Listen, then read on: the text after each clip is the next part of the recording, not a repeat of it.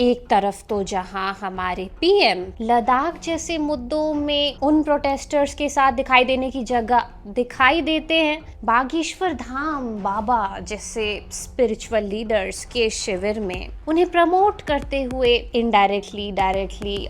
May be उनके माध्यम से खुद को प्रमोट करते हुए, वी डोंट नो। कुछ भी 5 लोगों का नाम नहीं लेना चाहिए, हम नहीं कहते, ये मनुस्मृति शास्त्र कहता है, भार्या का नाम नहीं लेना चाहिए। और दूसरी तरफ उन्हीं के दोस्त पॉडकास्ट में मनुस्मृति का फेवर लेते हुए दिखाई देते हैं कि भाई एक एक बात जो इस शास्त्र में, सो कॉल्ड शास्त्र में लिखी हुई है, ये वो गलत हो ही नहीं सकती। मैं फिर कह रहा हूँ जी, मनुस्मृति का कोई भी श्लोक राष्ट्र विरोधी नहीं है। स्त्रियों के लिए मंत्रों द्वारा धार्मिक कर्म निषिद्ध है क्योंकि वे इंद्रिय नियंत्रण में रहित और मंत्राधिकार से वंचित है। यह धर्म का नियम है। तो यहाँ पे हम भगवत गीता के धर्म की नहीं बात कर रहे हैं, क्योंकि भगवत गीता का धर्म वो निष्काम कर्म होता है, डिजायरलेस एक्शन होता है, उसको आप इस वाले धर्म के वर्ड से इक्वेट नहीं कर सकते। स्त्रियां क्योंकि स्वभाव से ही पर पुरुष पर रीझने वाली, चंचल व अस्थिर अनुराग वाली होती हैं, अतः यत्न पूर्वक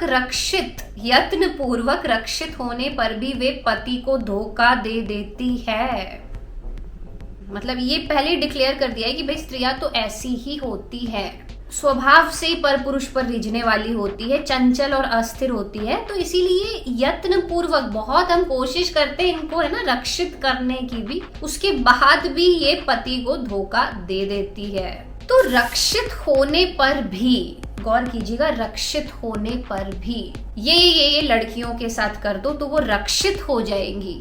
आप उनकी रक्षा कर लेंगे। तो ये मैं यहाँ आपसे पूछना चाहूंगी कि जितने भी धर्म के सो कॉल्ड ठेकेदार घूम रहे हैं यहाँ वहाँ, उनको मैं ये सवाल पूछना चाहूंगी कि जस्ट बिकॉज आपने लिख दिया वहाँ पे, मनुस्मृति में किसी ने आया, राइटर ने लिख दिया वहाँ पे आके कि इस तरीके से लड़कियां जो है रक्षित हो जाती है, रक्षा उनकी हो जाती है, तो मैं ये आपसे पूछना चाहूंगी, तो इसलिए क्या